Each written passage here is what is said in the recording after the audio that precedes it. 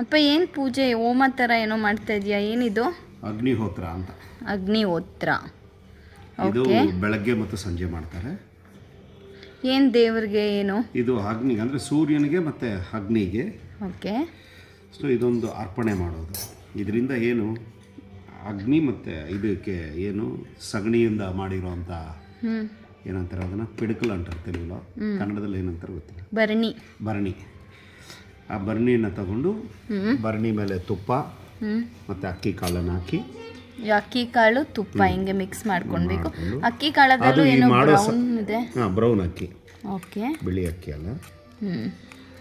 ಇದನ್ನು ಸೂರ್ಯೋದಯ ಸಮಯದಲ್ಲಿ ಮತ್ತು ಸೂರ್ಯಾಸ್ತ ಸಮಯದಲ್ಲಿ ಮಾಡಬೇಕು. ಓಕೆ. ದಿನಕ್ಕೆ ಒಂದು ಸತಿ ಮಾಡಿದ್ರೆ ಸಾಕು? ದಿನಕ್ಕೆ ಒಂದು ಸರಿ ಮಾಡಿದ್ರೂ ಸಾಕು, 2 ಹೊತ್ತು ಮಾಡ್ಬೋದು. ಓಕೆ. ಇದು ಬಂದು ಬೆಳಗ್ಗೆ ಆದರೆ ಮಂತ್ರಗಳು ಓಂ ಸೂರ್ಯಾಯ ಸ್ವಾಹ ಅಂತ ಬರುತ್ತೆ. ಸಂಜೆ ಆದರೆ ಓಂ ಆಗ್ನೇಯೇ ಸ್ವಾಹ.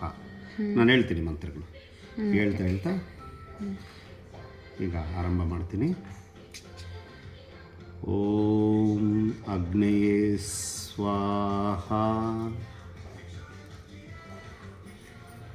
ಓಂ ಆಗ್ನೇಯೇ ಇದಂ ನಮಃ. ಓಂ ಪ್ರಜಾಪತಯೇ ಸ್ವಾಹ. ಓಂ ಪ್ರಜಾಪತಯೇ ಇದಂ ನಮಃ.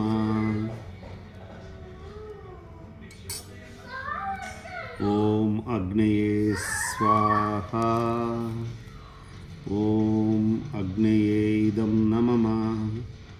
ಓಂ ಪ್ರಜಾಪತಯೇ ಸ್ವಾಹ.